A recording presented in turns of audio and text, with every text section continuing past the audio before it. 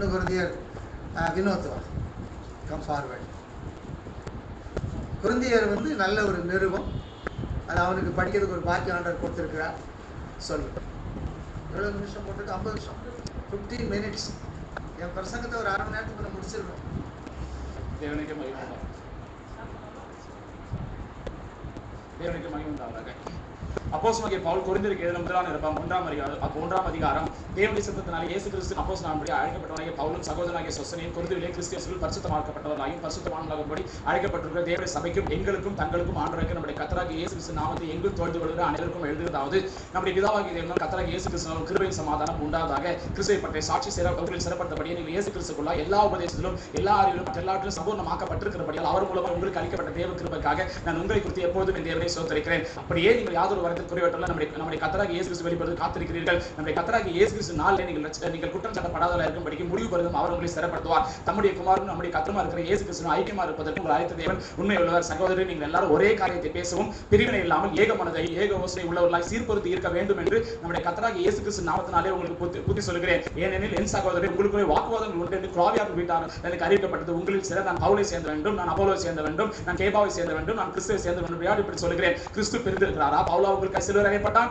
பவுல் நாமத்தில் ஞானஸ்நானம் பெற்றீர்கள், என் நாமத்தில் ஞானஸ்நானம் கொடுத்தேன் என்று ஒருவனும் சொல்லாதபடிக்கு நான் கிறிஸ்துவுக்கும் காய்க்க வேண்டி வேறொருவனுக்கு ஞானஸ்நானம் கொடுக்கவில்லை. இதற்காக தேவனை சோதரிக்கிறேன். ஸ்தேவானுடைய வீட்டாருக்கு ஞானஸ்நானம் கொடுத்ததுண்டு, இதுவும் அல்லாமல் இன்னும் யாருக்காவது ஞானஸ்நானம் கொடுத்தேன் இல்லையோ அறியேன். ஞானஸ்நானம் கொடுக்கும்படி கிறிஸ்துவை அனுப்பவில்லை, சுவிசேஷத்தை பிரசங்கிக்க அனுப்பினார். கிறிஸ்துவின் சிலுவை வீணால் போகாதபடிக்கு சாதுரிய ஞானம் இல்லாமல் பிரசங்கிக்கவே அனுப்பினார். சிலுவை பற்றிய உபதேசம் கெட்டு போவதற்கு பைத்தியமா இருக்கிறது, ரட்சிக்கப்பட நமக்கோ தேவனா இருக்கிறது. அந்தபடி ஞானிகளின் ஞானத்தை நான் அழித்து புத்திசாலி புத்தியை அவமாக்கும் என்று எழுதியிருக்கிறது. ஞானி எங்கே? வேதபாரகம் எங்கே? இப்பிரபஞ்சத்தின் தர்க்க சாஸ்திரம் எங்கே? இவ்வுலகத்தின் ஞானத்தை தேவன் பைத்தியமாக்கவில்லையா? எப்படி எனில் தேவன் ஞானத்துக்கு கேட்டபடி உலகமானது சுயஞானத்தினாலே தேவன் அறியாதிருக்கிறபடி தேவஞானத்துக்கு கேட்டபடி உலகமானது சுயஞானத்தினாலே தேவன் அறியாதிருக்கையில் பைத்தியமாய் தோன்றுகிற பிரசங்கத்தினாலே விசுவாசிகள் ரட்சிக்கிறதுக்கு தேவனுக்கு பிரியமாயிற்று. யூதர்கள் அடையாளத்தை கேட்கிறார்கள், கிரேக்கர் ஞானத்தை தேடுகிறார்கள். நாங்களும் சிலர் கிறிஸ்துவை பிரசங்கிக்கிறோம். அவர் யூதர் கேட்டலாய் கிரேக்கருக்கு பைத்தியமாய் இருக்கிறார். ஆகிலும் யூதரானும் கிரேக்கராலும் எவ்வளவு அழைக்கப்பட்டிருக்கிறார்களோ அவர்களுக்கு கிறிஸ்து தேவ பலனும் தேவ ஞானமா இருக்கிறார். இந்தபடி தேவனுடைய பைத்தியம் எனப்படுவது மனுஷனுடைய ஞானத்திலும் அதிக ஞானமா இருக்கிறது. தேவனுடைய பலவீனம் எனப்படுவது மனுஷ பலத்திலும் அதிக பலமாக இருக்கிறது. எப்படி எங்கள் சகோதரர்கள் அழைக்கப்பட்ட அழைப்பை பாருங்கள். மாம்சத்தின்படி ஞானிகள் அநேகர் இல்லை, வல்லவர்கள் அநேகர் இல்லை, பிரபுக்கள் அநேகர் இல்லை. ஞானிகள் வெட்கப்படுத்தும் தேவன் உலகத்தில் பைத்தியமானவர்களை தெரிந்து கொண்டார். பலமுள்ளவர்களை வெட்கப்படுத்தும் தேவன் உலகத்தில் பலவீனமானவர்களை தெரிந்து கொண்டார். உள்ளவைகளை அவமாக்கும் உலகத்தில் இழிவானதையும் அற்பமானப்பட்டது இல்லாதவை தேவன் தெரிந்து கொண்டார். மாம்சமான எவனும் தேவனுக்கு முன்பாக பெருமை பாராட்டபடிக்கு அப்படி செய்தார். அந்தபடி நீங்கள் அவரை கிறிஸ்துவுக்கு உட்பட்டிருக்கிறீர்கள். எழுதியிருக்கிறபடி மேன்மை பாராட்டுவன் கர்த்தரை குறித்து மேன்மை பாராட்டத்தக்கதாக அவரே தேவனால் நமக்கு ஞானமும் நீதியும் பரிசுத்தமும் மீட்புமானார். 2ஆம் அதிகாரம். சகோதரரே, நான் உங்களிடத்தில் வந்தபோது தேவனை பற்றிய சாட்சியை சிறந்த வசனை போடாது ஞானத்தோடாவது அறிவிக்கிறவனாக வரவில்லை. இயேசு கிறிஸ்துவை சிலுவையில் அறையப்பட்ட அவரே அன்றி வேறொன்றையும் உங்களுக்குள்ளே அறியாதற்க தீர்மானித்திருந்தேன். அல்லாமலும் நான் பலவீனத்தோடும் பயத்தோடும் மிகுந்த நடுக்கத்தோடும் உங்களிடத்திருந்தேன். உங்கள் விசுவாசம் மனுஷனுடைய ஞானத்தில் அல்ல, தேவனுடைய பலத்தில் நிற்கும்படிக்கு என் பேச்சும் என் பிரசங்கம் மனுஷ ஞானத்துடைய நியாயசரிப்புள்ளதாயிராமல் ஆவியினாலும் பலத்தினாலும் உறுதிப்படுத்தப்பட்டதா இருந்து அப்படி இருந்தும் தேவனுடைய ஞானத்தை பேசுகிறோம். இப்பிரபஞ்சத்தின் ஞானத்தை அல்ல, அழிந்து போகிற பிரபஞ்சத்தின் ஞானத்தையும் அல்ல. உலக தோட்டத்தினுடைய தேவன் நம்முடைய மகிமைக்காக ஏற்படுத்தும் மறைக்கப்படுத்தும் ரகசியமான தேவனானத்தை பேசுகிறோம். அதை பிரபஞ்சத்தின் பிரபுக்கள் ஒருவனும் அறியவில்லை. அறிந்தால் மகிமை கர்த்தரை அவர் சிலர் அறிய மாட்டார்கள். எழுதிருக்கிறபடி தேவன் தமிழ் அன்புகளுக்கு ஆயத்தம் கண் காணவில்லை, காது கேட்கவில்லை, அவைகள் மனுஷனுடைய தோன்றும் இல்லை. நமக்கு தேவன் அவை தமது ஆவியால் வெளிப்படுத்திருக்க அந்த ஆவியான எல்லாவற்றையும் தேவனுடைய ஆணைகளை அறிந்திருக்கிறார். மனுஷனுடைய ஆவி என்று மனுஷன் எவன் மனுஷனுக்குரியவர்களை அறிவான்? அப்படி போல தேவனுடைய ஆவி என்று ஒருவன் தேவனுக்குரியவர்களை அறிய மாட்டான். நாங்கள் உலகத்தின் ஆவியை பெறாமல் தேவனால் எங்களுக்கு அருளப்பட்டதை அறியும்படிக்கு தேவனிடத்தில் ஆவியை பெற்றுகிறோம். அவைகளால் நாங்கள் மனுஷனான் போதிக்கிற வார்த்தைகளால் பேசாமல் பரிசுத்த ஆவி போதிக்கிற வார்த்தைகளால் பேசி ஆவிக்குரியவைகளோடு சம்பந்தப்படுத்தி காண்பிக்கிறோம். ஜென்ம சுபாவம் மனுஷனும் தேவனுடைய ஆவிக்குரிய காரியங்களை ஏற்றுக்கொள்ளலாம். அவைகள் அவனுக்கு பைத்தியமாய் தோன்றும். அவைகள் ஆவி கேட்ட பிரகாரமாய் ஆராய்ந்து நிதானிக்கப்படுகிறவைதான் அவையும் அறிய மாட்டான். ஆவிக்குரியவனோ எல்லாவற்றையும் ஆராய்ந்து நிதானிக்கிறான். ஆனால் அவனை மற்றொருவன் ஆராய்ந்து நிதானிக்கப்படான். கர்த்தருக்கு போதிக்கத்தக்கதாக அவருடைய சிந்தையை அறிந்தவன் யார்? எங்களுக்கோ கிறிஸ்துவின் சிந்தை உண்டாயிருக்கிறது. 3ஆம் அதிகாரம். மேலும் சகோதரர், நான் உங்களை ஆவிக்குரியல் என்று உங்களுடனே பேசக்கூடாமல் மாம்சத்துக்குரியல் என்றும் கிறிஸ்துவ குழந்தை என்று பேச வேண்டியதாயிற்று. நீங்கள் பலன் இல்லாதவர்களால் உங்களுக்கு போஜனம் கூடாமல் பாலை குடிக்க கொடுத்தேன். இன்னமும் நீங்கள் மாம்சத்துக்குரியவர்களாக இருக்கிறபடியால் இப்போது உங்களுக்கு பலன் இல்லை. பொறாமையும் வாக்குவாதமும் பேதமும் உங்களுக்குள்ளே இருக்கிறபடியால் நீங்கள் மாம்சத்துக்குரியவராக இருந்து மனுஷ மார்க்கமாய் நடக்கிறீர்கள் அல்லவா? ஒருவன் நான் பவுலை சேர்ந்த வேண்டும், வேறொரு நான் அப்போலோவை சேர்ந்தேன் சொல்லுகிறீர்கள். மாம்சத்துக்குரியவராக இருக்கிறீர்கள் அல்லவா? பவுல் யார்? அப்போலோ யார்? கர்த்தர் அவனுக்கு அருளளித்தபடியே நீங்கள் விசுவாசிக்கிறதுக்கு ஏது வருந்த ஊழியக்காரனே. நான் நட்டேன், அப்போலோ நீர் பாய்ச்சினான். தேவனே விலை செய்திருக்கார். தேவனே விலை செய்தார். அப்படி இருக்க நடுவினாலும் ஒன்றும் இல்லை, நீர் பாய்ச்சினாலும் ஒன்றும் இல்லை. விலை செய்கிற தேவனால் எல்லாம் ஆகும். மேலும் நடுவில் நீர் பாய்ச்சின ஒன்றா இருக்கிறான். அவன் தன் வேலைக்கு தக்கதாக கூலியை பருவான். நாங்கள் தேவனுடன் வேலையாட்களாக இருக்கிறோம். நீங்கள் தேவனுடைய பண்ணையும் தேவனுடைய மாளிகையுமா இருக்கிறீர்கள். எனக்கு அளிக்கப்பட்ட தேவ கிருபையின்படியே புத்தியுள்ள செவ்வாசரையை போல அஸ்திபாரம் போட்டேன். வேறொரு அது மேல் கட்டுகிறான், அவனவன் தான் அது மேல் இன்னொரு கட்டுகிறான் என்று பார்க்க கடவன். போடப்பட்டிருக்கிற அஸ்திபாரமாக இயேசு கிறிஸ்து கிறிஸ்துவை அல்லாமல் வேறு அஸ்திபாரத்தை போட ஒருவனாலும் கூடாது. ஒருவன் அந்த அஸ்திபாரத்தின் மேல் பொன் வெள்ளி விளையாடப்பட்ட மரம் புல் வைக்கோல் ஆகிய கட்டினா அவனுடைய வேலைப்பாடு வெளியாகும். நாளானது விளங்கப்படும். அவனுடைய வேலைப்பாடு ஏனெனில் அக்கினியால் வெளிப்படுத்தப்படும். அவனுடைய வேலைப்பாடு எத்தனை இருந்து அக்கினியானது பரிசோதிக்கும். அதன் மேல் ஒரு கட்டினத்தில் அவன் கூலியை பெறுவான். ஒரு கட்டினத்தில் வெந்து போனால் அவன் நஷ்டவான், அவனோ ரட்சிக்கப்படுவான். அதுவும் அக்கினிக்கு தப்பினது போல இருக்கும். நீங்களே தேவனுடைய ஆலயமா இருக்கிறீர்கள் என்றும் தேவனுடைய ஆவி உங்களில் வாசமா இருக்கிறார் என்றும் அறியீர்களா? ஒருவன் தேவனுடைய ஆலயத்தை கெடுத்தார், அவனை தேவன் கெடுப்பார். தேவனுடைய ஆலயம் பரிசுத்தமா இருக்கிறது. நீங்களே அந்த ஆலயம். ஒருவன் தன்னைத்தானே வஞ்சியாக இருப்பானாக. இவ்வுலகத்தில் உங்களில் ஒருவன் தன்னை ஞானி என்று எண்ணினால் அவன் ஞானியாகும்படிக்கு பைத்தியக்காரனாக கடவன். இவ்வுலகத்தில் ஞானம் தேவன் மிக பைத்தியமா இருக்கிறது. அப்படியே ஞானிகளை அவர் தந்தத்தினால் பிடிக்கிறார் என்றும் ஞானிகள் சிந்தை வீணா இருக்கிறது கர்த்தர் அறிந்திருக்கிறார் என்றும் எழுதியிருக்கிறது. இப்படி இருக்க ஒரு மனுஷனை குறித்து மேன்மை பாராட்டாதிருப்பானாக. எல்லாம் உங்களுடையது. பவுலாகிலும் அப்போலோவாகிலும் கேவாகிலும் உலகமாகிலும் ஜீவனாகிலும் மரணமாகிலும் நிகழ்காரியங்களாகிலும் வரும் காரியங்களாலும் எல்லாம் உங்களுடையது. நீங்கள் கிறிஸ்துவனுடையவர், கிறிஸ்து தேவனுடையவர். 4ஆம் அதிகாரம் இப்படியாக எந்த மனுஷனும் கிறிஸ்துவின் ஊழியக்காரர் என்றும் தேவனுடைய ரகசியத்தில் உக்கிரான காரணம் எண்ணிக்கொள்கிறவன். மேலும் உக்கிரான காரணம் உண்மையோடு காணப்படுவதாக ஆயுசேமா. ஆயிரம் நான் உங்களால் மனுஷனுடைய ஞான விசாரணை திருப்பி பெறுவது மிகவும் அற்பமா இருக்கிறது. நானும் என்னை குறித்து தீர்ப்பு சொல்கிறதில்லை. என்னிடத்தில் நான் யாதொரு குற்றத்தையும் அறியேன். ஆகிலும் அது நான் நீதிமான ஆகிறதில்லை. என்னுடைய நியாயம் விசாரிக்க கர்த்தரே. ஆதலால் கர்த்தர் வருகிறவர் நீங்கள் காலத்துக்கு முன்னே யாதொரு தீர்ப்பு சொல்லாதீர்கள். இருளில் மறந்திருக்கிறவர் வெளியரங்கமாக்கி இருதயங்களில் யோசனை வெளிப்படுத்துவார். அப்போது அவனுக்கு ஒரு புகழ்ச்சி தேவனால் உண்டாகும். சகோதரர் எழுதப்பட்டவர்களுக்கு மிஞ்சி என்ன வேண்டாம் என்று நீங்கள் எங்களாலே கற்றுக்கொள்வோம். ஒருவன் நிமித்தம் மற்றொரு விரோதமாக இருமாப்படையதற்கும் நான் உங்கள் நிமித்தம் என்னையும் அப்போது திருச்சந்தம் வைத்து இவைகளை எழுதினேன். அன்றியும் உன்னை விசேஷமாக அப்படி செய்கிறவர் யார்? உனக்கு உண்டார்கள். நீ பெற்றுக்கொள்ளாது யாது? நீ பெற்றுக்கொண்டால் பெற்றுக்கொள்ளாத போல் ஏன் மேலே பரண்டுகிறாய்? இப்போதும் திருப்தி அடைந்திருக்கிறீர்களே, இப்போதும் ஐஸ்வர்யா இருக்கிறீர்களே, எங்களை எல்லாம் ஆளுகிறீர்களே. நீங்கள் ஆளுவர் நலவா இருக்கும். அப்போது நாங்களும் உங்களுடைய ஆளுவோமே. எங்களுக்கு தோன்றுகிறபடி தேவன் அப்போஸ்தலராகிய இங்கே மரணத்து குறிக்கப்பட்டவர்கள் கடைசியாக காணப்படப்படினால் நாங்கள் உலகத்துக்கும் தூதருக்கும் மனுஷருக்கும் வேடிக்கையானோம். நாங்கள் கிறிஸ்துவின் நிமித்தம் பைத்தியக்காரர், நீங்கள் கிறிஸ்துவின் புத்திசாலிகள். நாங்கள் பலவீனர், நீங்கள் பலவான்கள். நீங்கள் கனவான்கள், நாங்கள் கனவீனர். இந்நேரம் வரைக்கும் பசி உள்ளவர்களும் சாக உள்ளவர்களும் நிர்வாணிகளும் குற்றம் தங்கடலாதவர்களும் எங்கள் கைகளால் வேலை செய்து பாடுபடுகிறோம். வையப்பட்டு ஆசீர்வதிக்கிறோம், துன்பப்பட்டு சகிக்கிறோம், தூஷிக்கப்பட்டு வேண்டிக் கொள்கிறோம். இந்நாள் வரைக்கும் உலகத்தின் குப்பையை போலும் எல்லாரும் தொடர்ந்து படுத்த அழுக்கை போலும் ஆனும் உங்களை வெட்கப்படுத்தும்படி நான் இவர்களை எழுதவில்லை. நீங்கள் பிரியமான பிள்ளைகள் என்று உங்களுக்கு புத்தி சொல்கிறேன். ஆகிய என்னை பின்பற்றுள்ள கிறிஸ்துவில் 16 வார்த்தைகள் உங்களுக்கு இருந்தாலும் தகப்பனான அறைகள் உங்களுக்கு கிறிஸ்திய சுவிசேஷ நான் உங்களை பெற்று ஆகிய என்னை பின்பற்றுள்ளார்கள் என்று உங்களுக்கு புத்தி சொல்கிறேன். இது நிமித்தமாக எனக்கு பிரியமும் கர்த்தருக்குள் உண்மையுள்ள என் குமாரனாகிய தீமோத்தேயுவை உங்களிடத்தில் அனுப்பி நான் எங்கும் எந்த சபையிலும் போதித்து வருகிற பிரகாரமாக கிறிஸ்துவுக்குள் நடக்க அவன் உங்களுக்கு ஞாபகப்படுத்துவான். நான் உங்களிடத்தில் வருகிறதில்லை என்கிறதாக சிலர் இருமாப்படைந்திருக்கிறார்கள். ஆகியும் கர்த்தருக்கு சித்தமானால் நான் சீக்கிரமாக உங்களிடத்தில் வந்து இருமாப்படைந்த ஒரு பேச்சில் பலத்தை அறிந்து கொள்வேன். தேவராஜின் பேச்சில் பலத்து உண்டாகிறது. உங்களுக்கு என்ன வேண்டும்? நான் பிறப்போடு உங்களிடத்தில் வர வேண்டுமா அல்லது அன்போடும் சாந்தமுள்ள ஆவியோடு வர வேண்டுமா? 5ஆம் அதிகாரம் உங்களுக்கு விபச்சாரம் உண்டு என்று பிரசித்தமாய் சொல்லப்படுகிறது. ஒரு தகப்பனுடைய மனைவி வைத்துக் கொண்டிருக்கிறானே, அஞ்ஞானிகளும் சொல்லப்பட விபச்சாரமா இருக்கிறது. இப்படிப்பட்ட காரியம் செய்தவனை நீங்கள் உங்களை விட்டு நீக்காமல் ஒதுக்கப்படாமல் இரும பண்ணிருக்கிறீர்கள். நான் சரீரத்தினாலே உங்களுக்கு தூரமா இருந்தும் ஆவினாலே உங்களுடைய கூட இருக்கிறேன். இப்படி செய்தவனை குறித்து நான் கூட இருக்கிறது போல நீங்கள் என்னுடைய ஆவி நம்முடைய கர்த்தராகிய இயேசு கிறிஸ்து அதிகத்தை கூடி வந்திருக்கையில் அப்படிப்பட்ட ஒரு ஆவி நம்ம கர்த்தராகிய இயேசு கிறிஸ்து நான் ரட்சிக்கப்படும்படிக்கு மாம்ச அழுக்காக நம்முடைய கர்த்தராகிய இயேசு நாளிலே நம்முடைய கர்த்தராகிய இயேசு கிறிஸ்து நாளிலே அவன் சாத்தானுக்கு ஒப்புக்க வேண்டும் என்று தீர்ப்பு செய்கிறேன். நீங்கள் மேலே பார்க்கிறது கொஞ்சம் நல்ல கொஞ்சம் நல்லதல்ல. நீங்கள் மேலே பார்க்கிறது நல்லதல்ல. கொஞ்சம் புளித்தமா பிசைந்தமா முழுவதும் புளிப்பாக்கும் என்று அறியீர்களா? ஆகையால் நீங்கள் புளிப்பில்லாத இருக்கிறபடி புதிதாக பிசைந்த மாவா இருக்கும்படி பழைய புளித்தமாவை புறமே கழித்து போடுங்கள். ஏனெனில் நம்முடைய பஸ்காவாய் கிறிஸ்து நமக்காக பலியிடப்பட்டிருக்கிறாரே. அதனால் பழைய புளித்த மாவோடும் அல்ல, துர்குணம் பொல்லாப்பு எனும் புளித்த மாவோடும் அல்ல, துப்புரவு உண்மை எனும் புளிப்பில்லாத அப்பத்தோட பண்டிகை ஆசிரியை கடவோம். விபச்சாரக்காரரோட கலந்துக்கூடாது நிருபத்தில் உங்களுக்கு எழுதினேன். ஆனாலும் இவ்வுலகத்தில் விபச்சாரக்காரர், பொருளாசைக்காரர், கொள்ளைக்காரர், விக்கிரகாரனைக்காரர் இவர்களோடு எவ்வளவு கலந்துக்கூடாது நான் எழுதவில்லை. அப்படியான நீங்கள் உலகத்தை விட்டு நீங்க போக வேண்டியதா இருக்குமே. நான் உங்களுக்கு எழுதியது என்னவென்றால் சகோதரன் என்னப்பட்டவன் விபச்சாரக்காரனாவது, பொருளாசைக்காரனாவது, விக்கிரகாரனைக்காராவது, உதாசீனாவது, வெறியனாவது, கொள்ளைக்காரன் தான் அவனோடு கலந்துக்க கூடாது. அப்படிப்பட்ட புசியும் கூடாது. புறம்பேர்களை குறித்து தீர்ப்பு செய்கிறது என் காரியமா? உள்ளேயர்களை குறித்தெல்லாம் நீங்கள் தீர்ப்பு செய்கிறீர்கள். புறம்பேர்களை குறித்து தேவனை தீர்ப்பு செய்கிறார். ஆகையால் அந்த பொல்லாதனை உங்களை விட்டு தள்ளி போடுங்கள். 6ஆம் அதிகாரம் உங்களில் ஒருவனுக்கு வேறொன்று வழக்குண்டார்கள். வழக்காடும் படிக்க அவன் பரிசுத்தவான்களில் போகாமல் அநீதிக்காரர் போக துணிகிறது என்ன?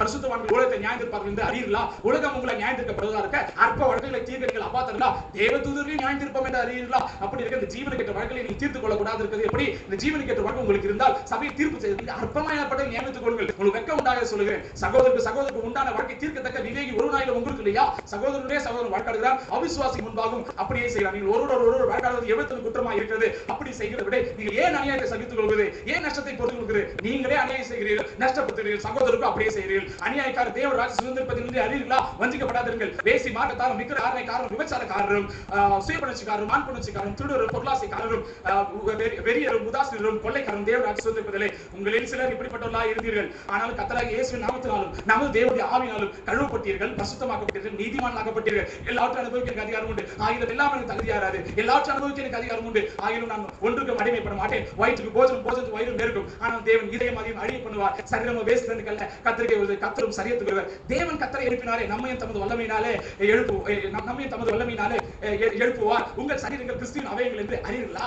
அப்படி இருக்க நான் கிறிஸ்துவின் அவயங்களை வேசியவங்களாக்கலாமா? அப்படி செயலாகாதே. வேசியோடு சென்றிருக்க அவருடனே ஒரே சரீரமா இருக்கிறான் என்று அறியீர்களா? இருவர் ஒரே மாசமா இருப்பார்கள் என்று சொல்லி இருக்கிறது. அப்படியே கத்தரோடு சென்றிருக்கணும் அவருடைய ஒரே ஆவியாய் இருக்கிறான். வேசித்தனத்துக்கு விலகி ஓடுங்கள். மனுஷன் செய்கிற எந்த பாவம் சரீரத்துக்கு புறம்பே இருக்கும். வேசித்தனம் செய்கிறோம் தன் சுய சரீரத்துக்கு விரோதமாய் பாவம் செய்கிறான். உங்கள் சரீரமானது நீங்கள் தேவனாலே பெற்றதும் உங்களில் தங்கி இருக்கிற பரிசுத்த ஆவியுடைய ஆலயமா இருக்கிறது என்றும் நீங்கள் உங்களுடையவர்கள் என்றும் அறியீர்களா? கிரயத்துக் கொள்ளப்பட்டீர்களே. ஆகையால் தேவனுடைய சரீரத்திலும் ஆவியிலும் தேவனை மகிழ்ப்படுத்துங்கள். 7ஆம் அதிகாரம். நீங்கள் எனக்கு எழுதின காரியங்களை குறித்து நான் எழுதுவது என்னவென்றால், ஸ்திரியை தொடாமல் இருப்பது மனுஷனுக்கு நல்லது. ஆகிலும் வேசித்தனம் விடாதபடிக்கு அவனும் தன் சொந்த புருஷனையும் அவனும் தன் சொந்த மனைவியும் அவளுக்கு சொந்த புருஷன் உடையவர்களாக இருக்க வேண்டும். புருஷன் தன் மனைவிக்கு செய்ய வேண்டிய கடமையை செய்ய கடவன். அப்படியே மனைவியும் தன் புருஷனுக்கு செய்ய கடவள்.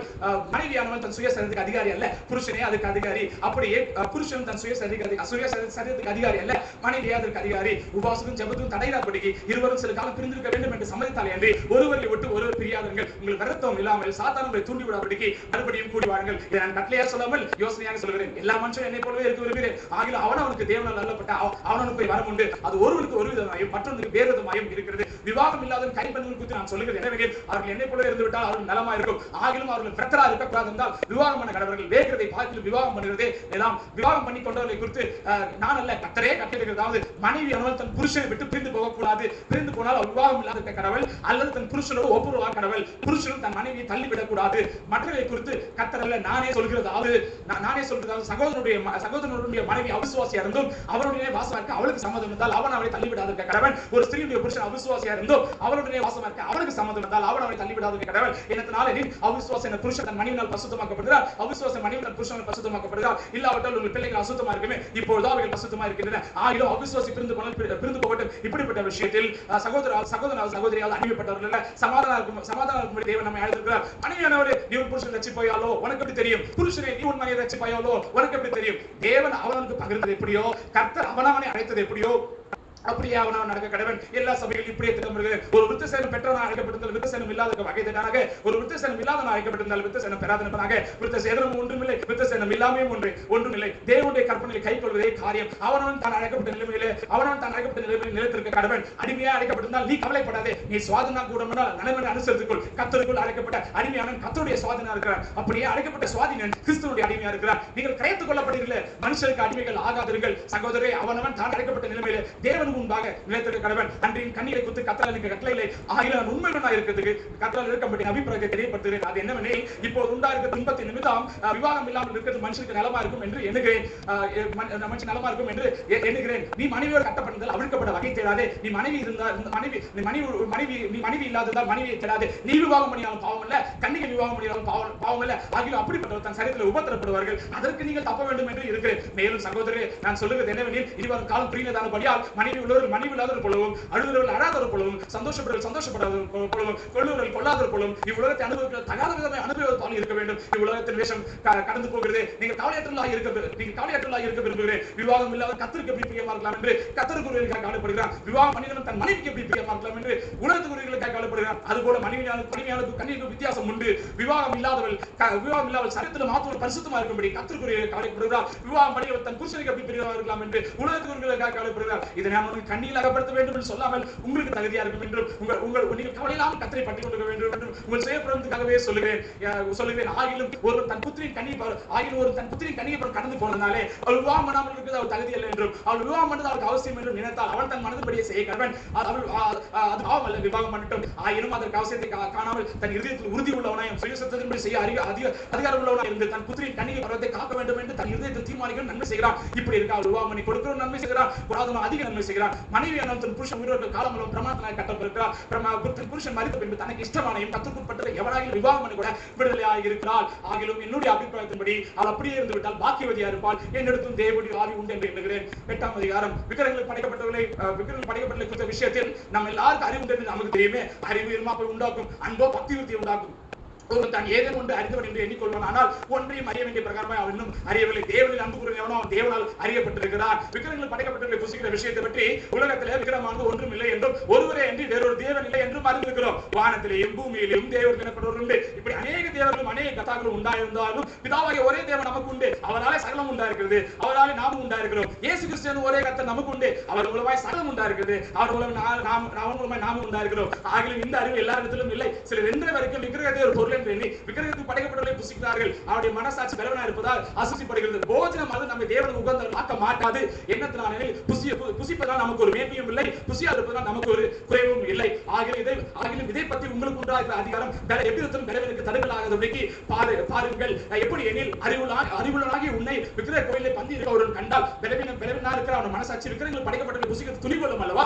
பலவீனம் உள்ள சகோதரன் அறிவு நிமித்து கெட்டு போகலாமா? அவனுக்காக கிறிஸ்து மரித்தாரே. இப்படி சகோதரர்கள் பாவம் செய்து பலவீனம் உள்ள அவர் மனசாட்சியை புண்படுத்துகிறனாலே நீங்கள் கிறிஸ்துவுக்கு விரோதமாய் பாவம் செய்கிறீர்கள். ஆதலால் போஜனம் என் சகோதரருக்கு இடர் உண்டாக்கினால் நான் என் சகோதரருக்கு இடர் உண்டாகிறபடிக்கு என்றைக்கு மாம்சம் புசியாது இருப்பேன். 9ஆம் அதிகாரம். நான் அப்போஸ்தலன் அல்லவா, நான் சுவாதீன் அல்லவா? நம்முடைய கர்த்தராகிய இயேசு கிறிஸ்துவை நான் தரிசிக்கவில்லையா? கர்த்தருக்குள் நீங்கள் என் கிரியா இருக்கிறீர்களே. நான் மற்றவர்களுக்கு அப்போஸ்தலனா இல்லாவிட்டால் உங்களுக்கு அல்லவா அப்போஸ்தலனா இருக்கிறேன். கர்த்தருக்குள் நீங்கள் என் அப்போஸ்தல ஊழியத்தின் முத்திரையா இருக்கிறீர்களே. என்னை நியாயம் விசாரிக்கிறது நான் சொல்லுகிற மாறுத்தரமாவது புசிக்கவும் குடிக்கவும் உங்களுக்கு அதிகாரம் இல்லையா? மற்ற அப்போஸ்தலரும் கர்த்தருடைய சகோதரரும் கேபாவும் செய்கிறது போல மனைவி ஐயோ சகோதரி கூட்டிக் கொண்டு திரிகிறதுக்கு அதிகாரம் இல்லையா? அல்லது கைத்தொழில் செய்யாதிருக்க எனக்கும் பரலோகம் தான அதிகாரம் இல்லை?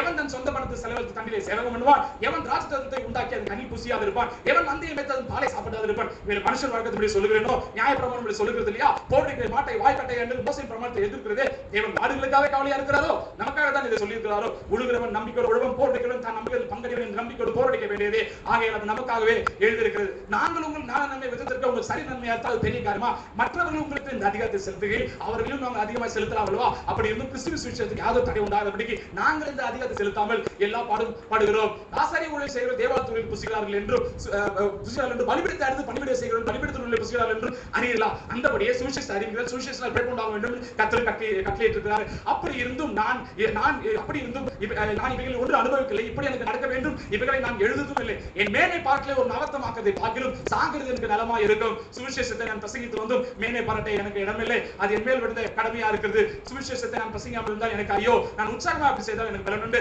நான் உற்சாகம் இல்லாத செய்தாலும் உங்களான உத்தியோகம் எனக்கு ஒப்புவிக்கப்பட்டிருக்கிறது. ஆகையால் எனக்கு பலன் என்ன? நான் சுவிசேஷத்தை பிரசங்கிக்கிறேன். அதை பற்றி எனக்கு உண்டாக அதிகாரி முற்றில் செலுத்தாமல் கிறிஸ்துவின் சுவிசேஷத்தை செலவில்லாமல் சாகுவதே எனக்கு பலன். நான் ஒருவனுக்கு அடிப்படாதவனா இருந்தும் நான் அதிக ஜனங்களை ஆதாயப்படுத்திக் கொள்ளும்படிக்கு என்னை தானே எல்லாருக்கும் அடிமையாக்கிறேன். யூதரை ஆதாயப்படுத்திக் கொள்ளும்படிக்கு யூதரை போலவும் நியாயப்பிரமாணத்துக்கு கீழ்ப்பட்டவர்களை ஆதாயப்படுத்திக் கொள்ளும்படி நியாயப்பிரமாணம் கீழ்ப்பட்டும் நானே, நியாயப்பிரமாணம் இல்லாதவர்களை ஆதாயப்படுத்திக் கொள்ளும்படிக்கு அவர்கள் நியாயப்பிரமாணம் இல்லாதவன் நானே. அப்படி இருந்தும் தேவனுக்கு நியாயப்பிரமாணம் இல்லாதவன் இராமல் கிறிஸ்துவின் பிரமாணம் உள்ளவனா இருக்கிறேன். பலவீனரை ஆதாயப்படுத்திக் கொள்ளும்படி பலவீனரை போலவும் எப்படி ரட்சிக்கப்படும்படிக்கு நான் எல்லாருக்கும் எல்லாம் ஆனேன். சுவிசேஷத்தில் நான் உடன் பங்காளியாகும்படிக்கு அது நிமித்தமே இப்படி செய்கிறேன். பந்தை சால் ஓடுகிற எல்லாரும் ஓடுவார்கள். ஆகிலும் ஒருவரே பந்தயத்தை பெறுவார் என்று அறியலாம். நீங்களும் பெற்றுக்கொள்ளத்தக்கதாக ஒருங்கள் பந்தயத்துக்கு போராடுகிற யாவரும் எல்லாவற்றிலும் நிச்சயமா இருப்பார்கள். அவர்கள் அறிவுள்ள கிணத்தை பெறும்படிக்கு அப்படி செய்கிறார்கள். நாமோ அறிவில்லாத கிணத்தை பெறும்படிக்கு அப்படி செய்கிறோம். ஆதலால் நான் நிச்சயம் இல்லாதவனாக ஓடேன், ஆகாயத்தை அடிக்கிறேன், நான் சிலம்பம் பண்ணேன், மற்றவர்கள் பிரசங்கிக்கிறேன். நான் தானே ஆகாதவன் போகாதபடிக்கு என் சரீரத்தை ஒடுக்கி கீழ்படுத்துகிறேன். 11ஆம் அதிகாரம் 10ஆம் அதிகாரம். இப்படி இருக்க சகோதரரே, நீங்கள் எவளை அறிய வேண்டும் என்று இருக்கிறேன் என்றால், நம்முடைய பிதாக்கள் மேகத்துக்கு கீழே இருந்தார்கள். எல்லாரும் சமுத்திரத்தின் வழியே நடந்து வந்தார்கள். எல்லாரும் மோசைக்குள்ளாக மேகத்தினாலும் சமுத்திரத்தினாலும் ஞானஸ்நானம் பண்ணப்பட்டார்கள். எல்லாரும் ஒரே ஞான போதத்தை புசித்தார்கள். எல்லாரும் ஒரே ஞான பானத்தை குடித்தார்கள். எப்படி அவர்களோடு கூட சென்ற ஞான கண்மலை தண்ணீரை குடித்தார்கள். அந்த கண்மலை கிறிஸ்துவே. அப்படி இருந்தும் அவர்கள் அதிகமான பேர் தேவன் பிரியமா இருந்ததில்லை. ஆதலால் வனாந்தரத்திலே அவர்கள் அழிக்கப்பட்டார்கள். அவர்கள் இச்சது போல நாம் பொல்லங்கான இச்சையாதபடி இவள் நம்ம திருஷ்டாந்தங்களாக இருக்கிறது. ஜனங்கள் புசிக்கும் குடிக்கும் உட்கார்ந்து விளையாட எழுந்திருந்தார்கள் என்று எழுதியிருக்கிறபடி அவர்கள் சிலர் விக்கிரக ஆராதனைக்காரனானது போல நீங்களும் ஆகாதிருங்கள். அவர்கள் சிலர் வேசித்தனம் பண்ணி ஒரே நாளில் 23,000 பேர் விழுந்தார்கள். அதுபோல நாமும் வேசித்தனம் பண்ணாதிருப்போமாக. அவர்களில் சிலர் கிறிஸ்துவை பரீட்சை பார்த்து பாம்புகளால் அழிக்கப்பட்டார்கள். அதுபோல நாமும் கிறிஸ்துவை பரீட்சை பாராதிருப்போமாக. அவர்களில் சிலர் முறுமுறுத்து சங்காரக்காரனாலே அழிக்கப்பட்டார்கள். அதுபோல நீங்களும் முறுமுறுக்காதீர்கள். இதெல்லாம் திருஷ்டாந்தங்களால் அவர்களுக்கு சம்பவித்து உலகத்தின் முடிவு காலத்தோடு நமக்கு எச்சரிக்கை உண்டாகும்படி எழுதப்பட்டும் இருக்கிறது. இப்படி இருக்க தன்னை நிற்கிறவன் என்று எண்ணுகிறவன் விழாதபடிக்கு எச்சரிக்கையாக கடவன். மனுஷனுக்கு நேரடியாக சோதனை இல்லாமல் வேற சோதனை நேரில்லை. தேவன் உண்மையுள்ளவராக இருக்கிறார். உங்கள் தானிக்கு நீங்கள் சோதிக்கப்படுவதற்கு அவரிடம் கூடாமல் சோதனையை தாங்கத்தக்கதாக சோதனையை கூட தப்பிக்கொள்ளும்படியான போக்கையும் உண்டாக்குவார். ஆகையால் எனக்கு பிரியமானவர்களே, விக்கிரகாராதனைக்கு விலகி ஓடுங்கள். உங்களை புத்திமான் என்று பேசுங்கள். நான் சொல்கிறது நீங்களே நிதானித்து பாருங்கள். நாம் ஆசீர்வதிக்கிற ஆசீர்வாதத்தின் பாத்திரம் கிறிஸ்துவின் ரத்தத்தின் ஐக்கியமா இருக்கிறது அல்லவா? நாம் பிக்கிற அப்பம் கிறிஸ்துவின் சரீரத்தின் ஐக்கியமா இருக்கிறது அல்லவா? அந்த ஒரே அப்பத்தில் நாம் எல்லாரும் பங்கு பெறுகிறபடியா அநேகர் நாம் ஒரே அப்பமும் ஒரே சரீரமாய் இருக்கிறோம். மாம்சத்தின் படியான இஸ்ரவேலை பாருங்கள். பலிகளை புசிக்கிறவர் பலிபீடத்தோடு ஐக்கியமா இருக்கிறார்கள் அல்லவா? இப்படி இருக்க விக்கிரகத்தை ஒரு பொருள் என்றோ விக்கிரகத்தை படைக்கப்பட்ட ஒரு பொருள் என்று சொல்லுகிறேனோ, அஞ்ஞானிகள் பலிகிறவர்கள் தேவனுக்கு அல்ல பேய்களுக்கே பலிகிறார்கள் என்று சொல்லுகிறேன். நீங்கள் பேய்களோடு ஐக்கியமா இருக்கிறதுக்கு எனக்கு மனதில்லை. நீங்கள் கர்த்தருடைய பாத்திரத்தில் பேய்களை பாத்திரத்தில் பணம் பண்ணக்கூடாது. நீங்கள் கர்த்தருடைய போதனை பந்திக்கும் பேய்களுடைய போதனை பந்திக்கும் பங்குள்ளவர்களாய் இருக்கக்கூடாது. நாம் கர்த்தருக்கு எரிச்சலை மூட்டலாமா? அவரிலும் நாம் பலவான்களா? எல்லாவற்றையும் அனுபவிக்க எனக்கு அதிகாரம் உண்டு. ஆயிரம் எல்லாம் தகுதியா இருக்குது. எல்லாவற்றையும் அனுபவிக்க எனக்கு அதிகாரம் உண்டு. ஆயிரம் எல்லாம் பக்தி விருத்தியை உண்டாக்காது. ஒருவன் தன் சுய பிரயோஜனத்தை தேடாமல் பிறருடைய பிரயோஜனத்தை தேட கடவுள். கடையில விற்கப்படுகிற எதையும் வாங்கி புசியுங்கள். மனசாட்சி ஒன்று விசாரிக்க வேண்டியதில்லை. பூமியும் அது நிறைவும் கர்த்தருடையது. அன்றியும் அவிசுவாசிகள் ஒருவனும் இருந்து கிடைக்கும் போது போக உங்களுக்கு மனதிருந்தால் மனசாட்சி ஒன்று விசாரியாமல் உங்கள் முன் வைக்கப்படுகிற எதையும் புசியுங்கள். இன்னும் இது விக்கிரகங்கள் படைக்கப்பட்டது என்று ஒருவன் சொன்னால் அப்படி அறிவித்த நிறுத்தம் மனசாட்சி புசியாதீர்கள். பூமியும் அது நிறைவும் கர்த்தருடையது. உன்னுடைய மனசாட்சி குறித்து நான் இப்படி சொல்ல மற்றொரு மனசாட்சி குறித்து இப்படி சொல்லுகிறேன்.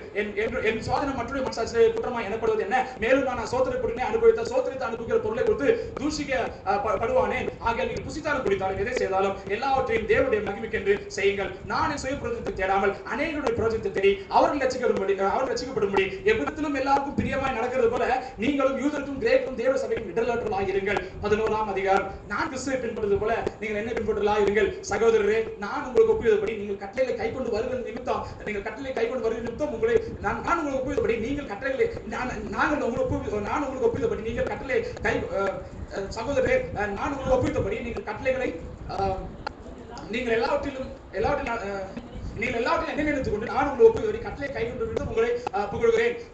ஒவ்வொரு புருஷனுக்கும் கிறிஸ்து தலையா இருக்கிறார் என்றும் ஸ்திரீக்கு புருஷன் தலையா இருக்கிறார் என்றும் கிறிஸ்துவுக்கு தேவன் தலையா இருக்கிறார் என்றும் நீங்கள் அறிய வேண்டும் என்று விரும்புகிறேன். ஜெபம் பண்ணுகிற போதாவது தீர்க்கதரிசனம் சொல்லுவார் தன் தலையை மூடிக்கொண்டிருக்கிற எந்த புருஷன் தன் தலையை கனவீனப்படுத்துகிறான். ஜெபம் பண்ணுகிற போதாவது தீர்க்கதரிசனம் சொல்லுகிறவர் தன் தலையை மூடிக்கொள்ளாதிருக்கிற எந்த ஸ்திரீன் தன் தலையை கனவீனப்படுத்துகிறார் அது அவளுக்கு தலை சிரைக்கப்பட்டது போல இருக்குமே. ஸ்திரீயானவள் முக்காடிட்டுக் கொள்ளாவிட்டால் தலைமயிரில் கத்திரித்து போடுகிறவர் தலைமயிர் கத்திரிக்கப்பட்டதும் சிரைக்கப்பட்டதும் ஸ்திரீக்கு வெட்கமானால் முக்காடிட்டுக் கொண்டிருக்க கடவுள். புருஷனானவன் தேவனுடைய சாலை மகிமை இருக்கிறபடியால் தன் தலையை மூடிக்கொள்ள வேண்டுவதில்லை. ஸ்திரீயானவள் புருஷனுடைய மகிமையா இருக்கிறால் புருஷன் ஸ்திரீயிலிருந்து தோன்றினவன் அல்ல, ஸ்திரீயே புருஷனுக்கு தோன்றினவள். புருஷன் ஸ்திரீக்காக சிருஷ்டிக்கப்பட்டவன் அல்ல, ஸ்திரீயே புருஷனுக்காக சிருஷ்டிக்கப்பட்டவள். ஆகையால் தூதர் நிமித்தம் ஸ்திரீயானவள் தலையின் மேல் முக்காடிட்டுக் கொள்ள வேண்டும். ஆகிலும் கர்த்தருக்குள் ஸ்திரீ இல்லாமல் புருஷனும் இல்லை, புருஷன் இல்லாமல் ஸ்திரீயும் இல்லை. ஸ்திரீயானவள் புருஷனுக்கு தோன்றுவது போல புருஷனும் ஸ்திரீயிலிருந்து தோன்றுகிறாள். சகலமும் தேவனால் உண்டாயிருக்கிறது. ஸ்திரீயானவள் தேவனை நோக்கி ஜெபம் பண்ணும்போது தன் தலையை மூடிக்கொள்ளாமல் இருக்கிறது லட்சமா இருக்குமா என்று உங்களுக்கு நிதானித்துக் கொள்ளுங்கள். புருஷன் மயிரை நீளமா வளர்க்கிறது அவனுக்கு கனவீனமா இருக்கிறது என்றும் ஸ்திரீ தன் மயிரை நீளமா வளர்க்கிறது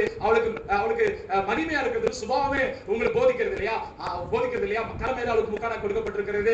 ஆகிய ஒரு வாக்குவாதம் செய்ய மாட்டார்கள். எங்களுக்கும் தேவனுடைய சபைக்கும் அப்படிப்பட்ட வழக்கம் இல்லை என்று அறிய கடவன். உங்களை புகழாமல் இதை குறித்து கட்டளை கொடுக்கிறேன்.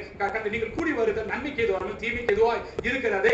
முதலாவது நீங்கள் சபையில் கூடி வந்திருக்கீர்கள். உங்களில் பிரிவினை கேள்விப்படுகிறேன். அது சிலவற்றை நம்புகிறேன். உங்களில் உத்தமர்கள் இன்னார் என்று வெளியாக படிக்க மார்க்கெட் எதுவும் உங்களுக்குள்ளே உண்டாயிருக்க வேண்டியது.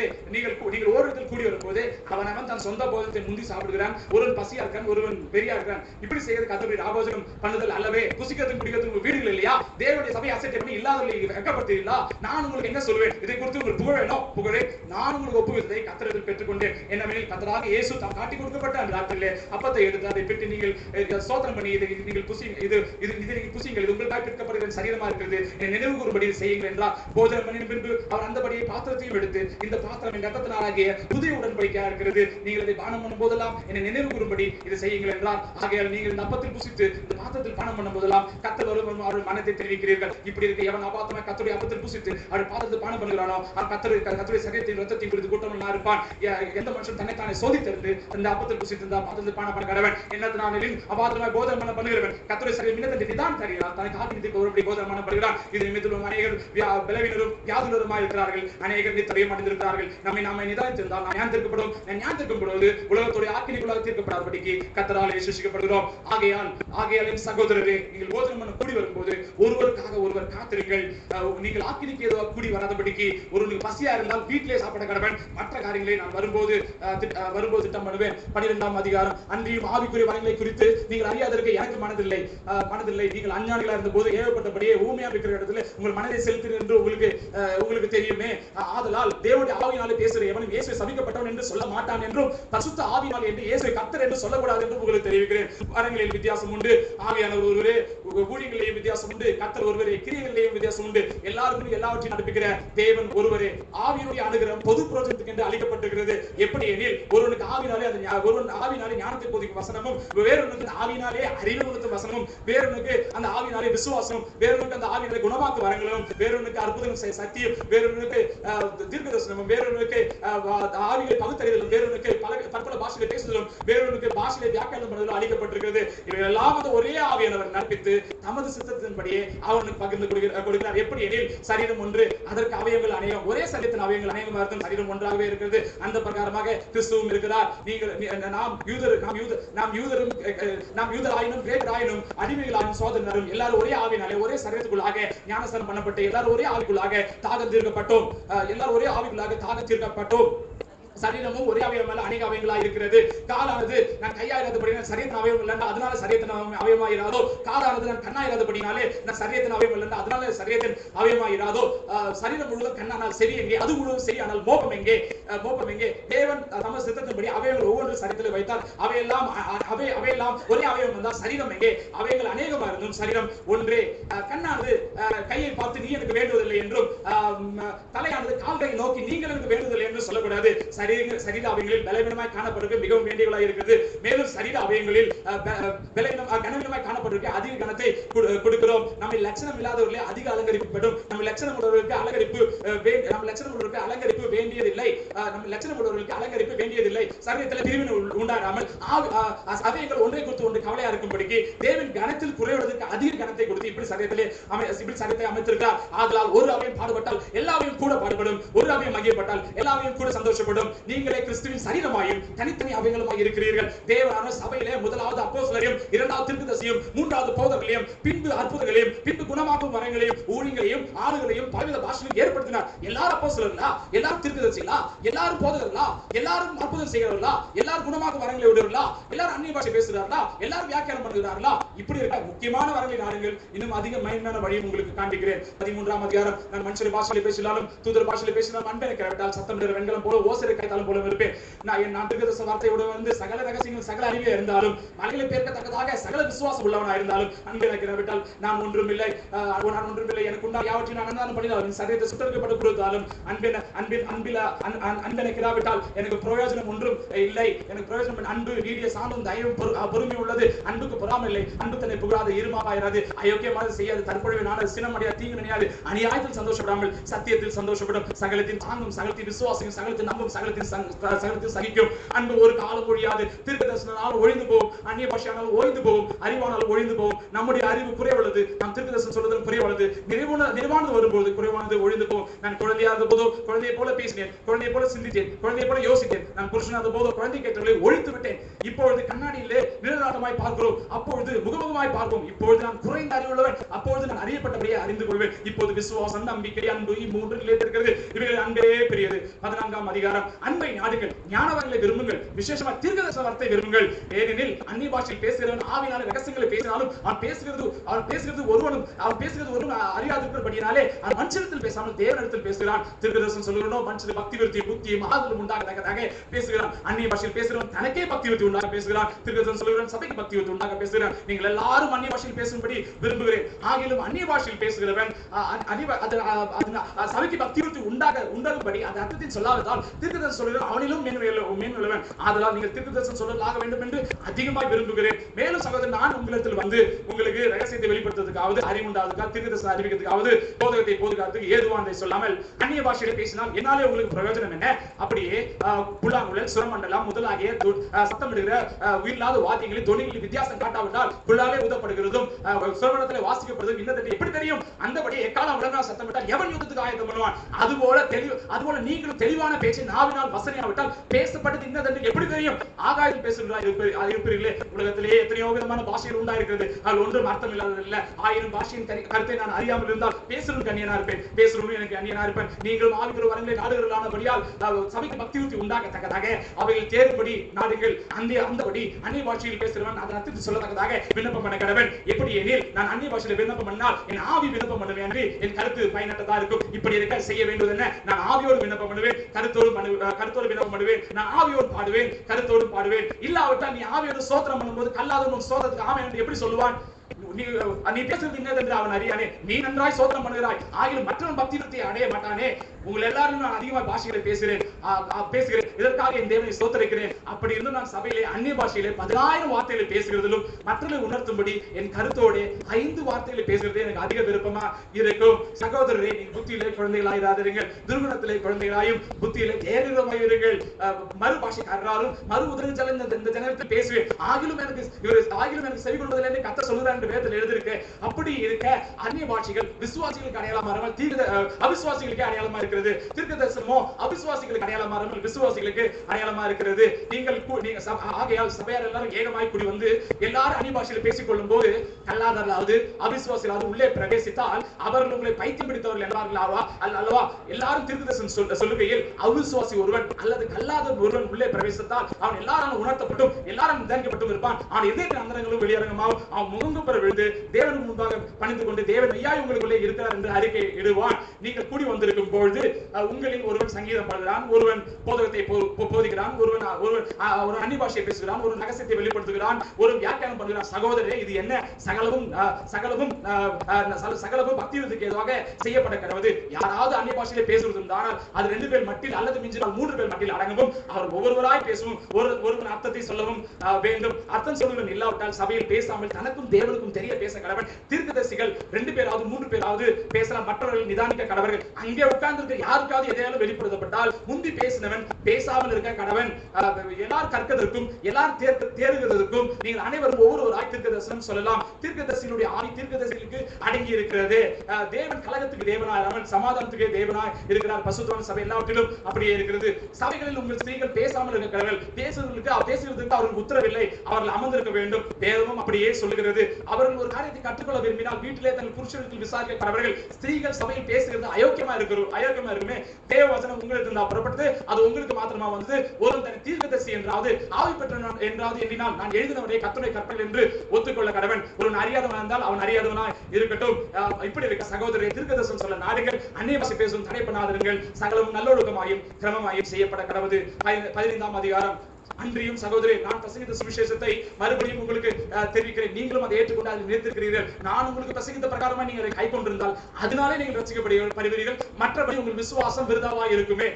நான் அடைந்ததும் உங்களுக்கு பிரதானமாக ஒப்புவித்ததும் என்னவென்றால் கிறிஸ்துவானவர் வேத வாக்கியங்களின்படி நமது பாவங்களுக்காக மரித்து அடக்கம் பண்ணப்பட்டு வேத வாக்கியின்படி 3ஆம் நாளில் உயிர்த்தெழுந்து தேவாவுக்கும் பின் 12 தரிசனமானார். அதன் பின்பு அவர் 500 பேருக்கும் அதிகமான சகோதரருக்கு ஒரே வேளையில தரிசனமானார். அவர்கள் அனைவரும் இந்நாள் வரைக்கும் இருக்கிறார்கள். சிலர் மாத்திரம் நித்திரை அடைந்தார்கள். பின்பு யாக்கோபுக்கும் அதன் பின்பு அப்போஸ்தலர் எல்லாருக்கும் தரிசனமானார். எல்லாருக்கும் பின்பு அகால திரையை போன்ற எனக்கும் தரிசனமானார். நான் அப்போஸ்தலர் எல்லாரும் சிறியனா இருக்கிறேன். நான் தேவனுடைய சபை துன்பப்படுத்தினாலே அப்போஸ்தலர் இந்த பேர் பெறுவதற்கும் பாத்திரன் அல்ல. ஆகிலும் நான் இருக்கிறது தேவ கிருபையினாலே இருக்கிறேன். அவர் எனக்கு அருளிய கிருபை விருதாவாக்கவில்லை. அவர்கள் எல்லாரும் அதிகமாக பிரயாசப்பட்டேன். ஆகிலும் நான் அல்ல, என்னுடனே இருக்கிற தேவ கிருபையை அப்படி செய்தது. ஆகையால் நான் ஆகிலும் அவர்களாலும் இப்படி பிரசங்கித்து வருகிறோம். நீங்களே இப்படி விசுவாசித்து இருக்கிறீர்கள். கிறிஸ்து மரித்தோரிலிருந்து எழுந்தார் என்று பிரசங்கிக்கப்பட்டிருக்க மரித்தோரும் உயிர்த்தெழுதல் இல்லை என்று உங்களில் சிலர் எப்படி சொல்லலாம்? மரித்தோரும் உயிர்த்தெழுதல் இல்லாவிட்டால் கிறிஸ்துவும் எழுந்திருக்கவில்லையே. கிறிஸ்துவும் எழுந்திராவிட்டால் எங்கள் பிரசங்கம் விருதா, உங்கள் விசுவாசம் விருதா. மரித்தோர் உயிர்த்தெழாவிட்டால் தேவன் எழுப்பாத கிறிஸ்துவை அவர் எழுப்பினார். நாங்கள் தேவனை குறித்து சாட்சி சொன்னதுனாலே தேவனுக்கு பொய் சாட்சி சொல்லுறாய் காணப்படுவோமே.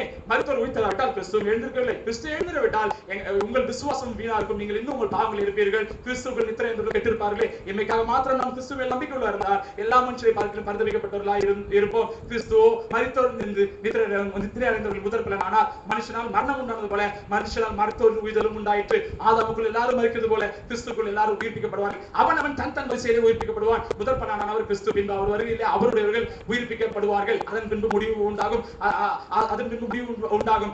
அப்பொழுது அவர் சகல துரத்தினையும் சகல வல்லமையும் சகல அதிகாரத்தையும் வல்லமையும் அதிகரித்து தேவனுக்கு பிதாவாக இருக்கிற ராஜ்யத்தை ஒப்புக் கொடுப்பார். எல்லா சத்துருக்களும் தமது பாதத்தின் கீழ் ஆக்கி போடும் வரைக்கும் அவர் ஆளுகை செய்ய வேண்டியது பரிகரிக்கப்படும். கடைசி சத்துரு மரணம். சகலத்தையும் அவர் பாது கீழ்ப்படுத்தினாரே, ஆயிரம் சகலமும் அவர் கீழ்பட்டு சொல்லியிருக்கும் போது சகலத்தையும் அவர் கீழ்படுத்தப்படவில்லை என்பது வெளியேறமாக இருக்கிறது. சகலமும் அவர் கீழ்பட்டிருக்கும் போது தேவனே சகலத்திலும் சகலமா இருப்பதற்கு குமாரன் தாமும் தமக்கு சகலத்தையும் கீழ்பட்டும் இருப்பார். மேலும் மருத்துவரின் உயிர்த்தெழுதல் இல்லாவிட்டால் மருத்துவருக்காக ஞானஸ்தானம் பெறுவர்கள் என்ன செய்வார்கள்? மருத்துவருக்காக ஏன் ஞானஸ்தானம் பெறுகிறார்கள்? நாங்களும் ஏன் என்ன நாசமோசத்துக்கு ஏதுவா இருக்கிறோம்? நாங்களும் ஏன் என்ன நாசமோசத்துக்கு ஏது? நான் அனுதினமும் சாகிறேன். அதை நம்முடைய கர்த்தராகிய கிறிஸ்து இயேசுவினால் உங்களை குறித்து நான் பாராட்டுகிற மேன்மை கொண்டு சத்தியமாய் சொல்லுகிறேன். நான் எபேசிலே துஷ்ட மிருகங்களுடைய போராடினேன் என்று மனுஷராகமாய் சொல்லுகிறேன். அப்படி போராடினால் எனக்கு பிரயோஜனம் என்ன? மருத்துவர் உயிர் தராவிட்டால் புசிப்போம் குடிப்போம் நாளைக்கு சாவோம் என்று சொல்லலாமே. மோசம் போகாதீர்கள். ஆகாத சம்பாஷணை நல்லொழுக்கங்களை கெடுக்கும்.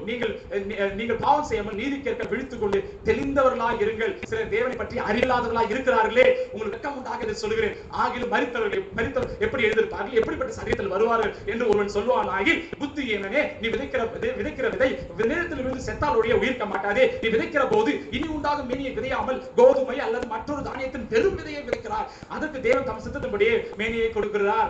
விதைக்கிற ஒவ்வொன்றும் அதற்கேற்ற மேனியை கொடுக்கிறார். எல்லா மாம்சம் ஒரே விதமான மாம்சம் அல்ல.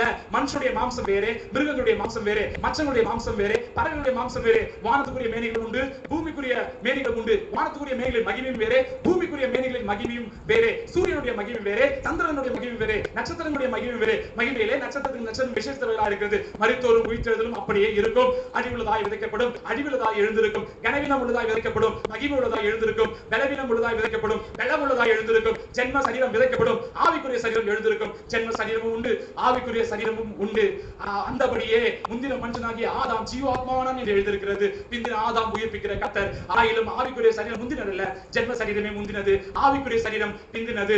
முந்தின மனுஷன் பூமியிலிருந்து உண்டான மண்ணானவன், இரண்டாம் மனுஷன் வானத்திலிருந்து வந்த கர்த்தர். மண்ணானவன் எப்படிப்பட்டவன்? மண்ணுக்குரியவர்களும் அப்படிப்பட்டவர்களே. வானத்துக்குரியவர் எப்படிப்பட்டவன்? வானத்துக்குரியவர்களும் அப்படிப்பட்டவர்களே. மேலும் மண்ணானுடைய சாயனம் அணிந்திருக்கிறது போல வானுடைய சாயனம் அணிந்து கொள்வோமே. சகோதரர், நான் சொல்லுகிறது என்னவெனில், மாசும் ரத்தம் தேவன் ராஜ்யம் சுதந்திரிக்க மாட்டாது. அழிவுள்ளது அழியாமை சுதந்திரிப்பதில்லை. இதோ ஒரு ரகசியத்தை உங்களுக்கு அறிவிக்கிறேன். ஆகிலும் கடைசிய காலம் தொனிக்கும் போது நாம் எல்லாரும் நித்திரையாகவில்லை. ஆகிலும் கடைசிய காலம் தொனிக்கும் போது ஒரு நிமிஷத்திலே, ஒரு இமை பொழுதிலே நாம் எல்லாரும் மறுரூபமாக்கப்படுவோம். எக்காலம் தொனிக்கும் அப்போது மரித்தோர் அழிவில்லாதவர்கள் எழுந்திருப்பார்கள், நாமும் மறுரூபமாக்கப்படுவோம். அழிவுள்ளதாகி இது அழியாமையும் சாவுக்கேதுவான சாமையும் தடுத்துக் கொள்ள வேண்டும். அழிவுள்ளதாகி இது அழியாமையும் சாவுக்கேதுவான சாமையும் தடுத்துக் கொள்ளும் போது மரணம் ஜெயமாய் விழுங்கப்பட்டது என்று எழுதியிருக்கிற வார்த்தை நிறைவேறும். மரணமே உன் கூர் எங்கே? பாதாளமே உன் ஜெயம் எங்கே? மரணத்தின் கூர் பாவம், பாவத்தின் பெறம் நியாய பிரமாணம். நம்முடைய கர்த்தராகிய இயேசு கிறிஸ்துவினாலே நமக்கு ஜெயம் கொடுக்கிற தேவனுக்கு ஸ்தோத்திரம். ஆகையால் எனக்கு பிரியமான சகோதரரே, கர்த்தருக்குள் நீங்கள் படுகிற பிரயாசம் விருதாவாயிராது என்று அறிந்து நீங்கள் உறுதிப்பட்டவர்களாயும் அசையாதவர்களாய் கர்த்தருடைய கிரியையில் எப்போது பெறுவர்களாய் இருப்பீர்களாக. 16ஆம் அதிகாரம் பரிசுத்தவான்களுக்காக சேர்க்கப்படும் தர்ம பணத்தை குறித்து நான் கலாத்தினார் சபையில பண்ணி திட்டத்தின்படி நீங்களும் செய்யுங்கள். நான் வந்திருக்கும் போது பணம் சேர்க்குதல் இராதபடிக்கு உங்களில் அவனவன் வாரத்தின் முதல் நாள் தோறும் தன் வரவுக்கு தக்கதாக எதையும் சேர்த்து வைக்க கடவன். நான் வரும்பொழுது உங்கள் உபகாரத்தை இயேசுவில் கொண்டு போய் நீங்க தகுதி உள்ளவர்களாய் குறிக்கிறீர்கள் எவர்களோ அவர்களுக்கு நிருபத்தை கொடுத்து அவர்களை அனுப்புவேன். நானும் போகக்கூடாமல் அவர்கள் என்னுடனே கூட நான் போகக்கூடாமல் அவர்கள் என்னோட கூட வரலாம். நான் மகதோனியா நாட்டு வழியாய் போகிறபடியால் மகதோனியாவுடைய கடந்த பின்பு உங்களிடத்தில் வருவேன். நான் எங்கு போனால் நீங்கள் என்னை வழிவிட்டு அனுப்பும்படிக்கு நான் உங்களிடத்தில் சில காலம் தங்க வேண்டியதா இருக்கும். ஒருவேளை மழைக்காலம் முடிவு வரைக்கும் இருப்பேன். இப்பொழுது வழி பிரயாணத்தில் உங்களை கண்டுகொள்ள மாட்டேன். கர்த்தர் உத்தரவு கொடுத்தால் உங்களிடத்திலே சில காலம் தங்கி இருக்கலாம் என்று நம்புகிறேன். ஆகிலும் பெந்தெகோஸ்தே பண்டிகை வரைக்கும் எபேசு பட்டணத்திலே இருப்பேன். ஏனெனில் இங்கே பெரிதும் அனுகூலமான கதவு எனக்கு திறக்கப்பட்டிருக்கிறது. விரோதம் செய்கிறவர்கள் அநேகர் இருக்கிறார்கள். தீமோத்தேயு உங்களிடத்தில் வந்தானேகள், அவன் உங்களிடத்தில் பயம் இல்லாதிருக்க பாருங்கள். என்னை போல அவனும் கர்த்தருடைய நடப்பிக்கிறானே.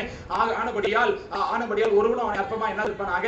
சகோதரரோடு அவன் வருவது நான் காத்திருக்கிறபடியால் என்னிடத்தில் வருவதற்கு அவனை சமாதானத்தோடு வழிவிட்டு அனுப்புங்கள். சகோதரனாகிய அப்போலோவை குறித்தவரையில் சகோதரர் உங்களிடத்தில் வருவதற்கு நான் அவனை மிகவும் வேண்டிக் கொண்டேன். ஆகிய இப்போது அவனுக்கு மனதில்லை. அவனுக்கு ரட்சணை உண்டாகும் போது வருவான். விழித்திருங்கள், விசுவாசம் நிலைத்திருங்கள், புருஷராருங்கள், திடன் கொள்ளுங்கள். உங்களுக்கு காரியங்கள் எல்லாம் அன்போடு கூட செய்யப்பட கடவுது. சகோதரரே, சேவாடைய வீட்டார் ஆகாய நாட்டில் முதல் பணம் ஆனவர்கள் என்றும் பரிசுத்தவான்களுக்காக ஊழியம் செய்து தங்களை ஒப்புவித்தார்கள் என்றும் அறிந்திருக்கிறீர்களே. இப்படிப்பட்டவர்களையும் மற்ற உடன்வேலையாக்களும் மற்ற உடன்வேலையாக்க பிரயாசம் மற்ற யாருக்கும் நீங்கள் கீழ்ப்படுத்த வேண்டும் என்று உங்களுக்கு புத்தி சொல்கிறேன். ஸ்தேவான், பொறுத்து நார்த்து, அர்க்கியு என்பவர் வந்ததற்காக சந்தோஷப்படுகிறேன். அவர்கள் நீங்கள் செய்ய வேண்டியிருந்ததை எனக்கு செய்திருக்கிறார்கள். அவர்கள் என் ஆவிக்கும் உங்கள் ஆவிக்கும் ஆறுதல் செய்தார்கள். இப்படிப்பட்டவர்களே அங்கீகாரம் பண்ணுங்கள். அங்கீகாரம் பண்ணுங்கள். ஆசிரியர்கள் சபையில் எல்லாம் உங்களை வாழ்த்துகிறார்கள். ஆக்கிலாலும் பிரிஸ்கிலாலும் தங்கள் வீட்டிலே கூட சபையோடு கூட கர்த்தருக்குள் உங்களை மிகவும் வாழ்த்துகிறார்கள். சகோதரர் எல்லாரும் உங்களை வாழ்த்துகிறார்கள். ஒருவருக்கொருவர் பரிசுத்த முத்தத்தோடே வாழ்த்துங்கள். பவுலாகிய நான் என் கையத்தாலே உங்களை வாழ்த்துகிறேன். ஒருவன் கர்த்தராகிய இயேசு கிறிஸ்துவின் இடத்தில் அன்பு கூறாமல் போனால் அவன் சபிக்கப்பட்டவனாக இருக்க கடவன். கர்த்தர் வருகிறார். கர்த்தராகிய இயேசு கிறிஸ்துவினுடைய கிருபை உங்களுடனே கூட இருப்பதாக. கிறிஸ்து இயேசுக்குள்ளான என்னுடைய அன்பு உங்கள் எல்லாரும் கூட இருப்பதாக. ஆமென்.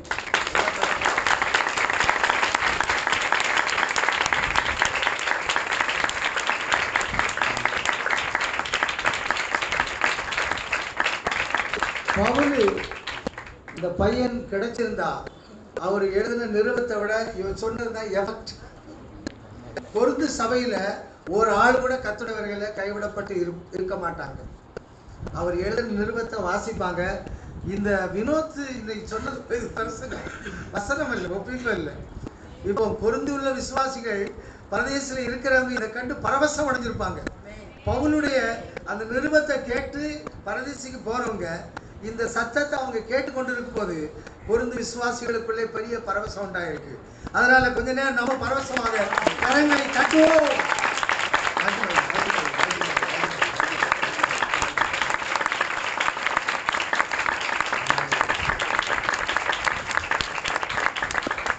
பொருந்து விசுவாசிகள் மேல் பவுலு எந்த பாரத்தோடு இருந்து நிருபத்தை எழுதினாரோ அந்த பாரத்தை இவன் எடுத்துட்டான்.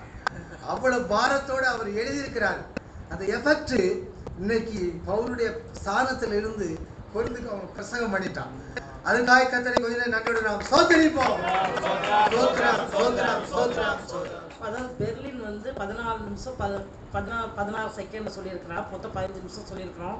பிரதர் வினோத் வந்து மொத்தம் 50 நிமிஷம் கொடுத்தோம். ஆனா வந்து 39:46 முடிச்சிருக்கான். ரெண்டு பேரும் சேர்ந்து இந்த கரதோஷம் எழுப்புவோம்.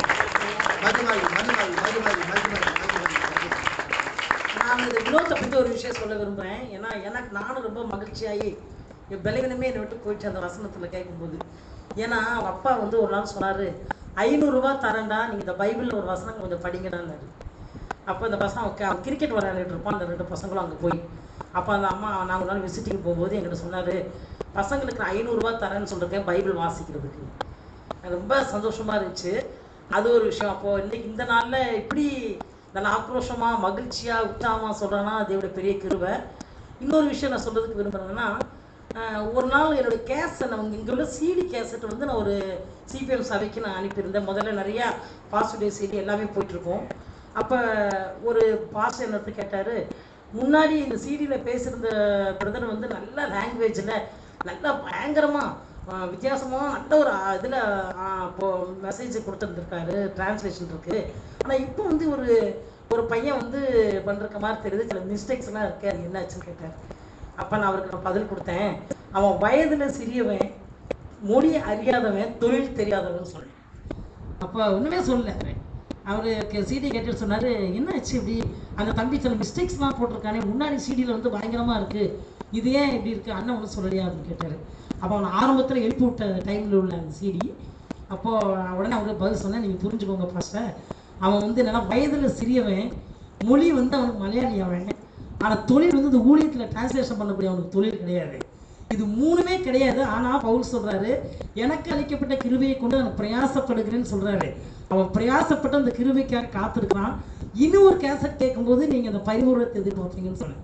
கர்த்தருக்கே மகிமை உண்டாவதாக. இன்னைக்கு ஒரு மொழி தெரியாதவே அந்த ஒரு தமிழ் வேதாகமத்தில் உள்ள அந்த கொரிந்தியரை இப்படி பற்றி சொல்கிறான்னா உண்மையாகவே பரலோகம் சந்தோஷப்படுறது மட்டுமல்ல, நாங்களும் இதோட ஊழியக்காரோட வளர்த்த தாயதா பண்ணுறதுனால மிகவும் பயங்கரமான சந்தோஷப்படுறதுக்கு கர்த்தர் ஒரு வாய்ப்பு கொடுத்தோம்னா நான் கர்த்தர் நன்றோடு ஸ்தோத்திரம் மகிமையை செலுத்துறேன். கொஞ்ச நேரம் கர்த்தர் நன்றோடு நாம் ஸ்தோத்திரிப்போம். வசனங்களை ஒப்பிப்பது மாத்திரமல்ல, பிரசங்கிக்கிறது போல சொல்லக்கூடிய அனுபவத்துக்காக கர்த்தரை ஸ்தோத்திரிப்போம். நாளிலே நாம் இவ்வளவு நேரம் இருந்தோம், அது இவ்வளவு நேரமாக இல்லை, அதுக்காக கர்த்தரை ஸ்தோத்திரிப்போம். வசனத்தை இந்த நாட்களில் தெளிவாக சொன்ன பிள்ளைகளுக்காக கர்த்தரை ஸ்தோத்திரிப்போம். பொருந்து நிறுவனத்துக்காக கர்த்தரை ஸ்தோத்திரிப்போம். கிறிஸ்து நிறுவனத்துக்காக ஸ்தோத்திரிப்போம். பவுல் இதை எழுதும் போதே நாங்க இருக்கிறேங்கிறார். எபேசுல வழிவாசல் நிறைய இருக்கு. உங்கள்கிட்ட இருப்பேன் அப்படின்னு எபேசுவையும் கொரிந்துவையும் இணைத்திருக்கிறார். இந்த நாளிலே அப்படிப்பட்ட இணைப்புக்காய் கர்த்தர் நன்மையோடு நாம் ஸ்தோத்திரிப்போம். பிதா குமார பரிசுத்த தேவனை ஸ்தோத்திரிப்போம். ஆவி ஆத்ம சர்வ ஒப்புரத்து கர்த்தரை ஸ்தோத்திரிப்போம். வருகைக்கான ஆயுதம் கர்த்தரை ஸ்தோத்திரிப்போம். அகஸ்டின் பிதாவே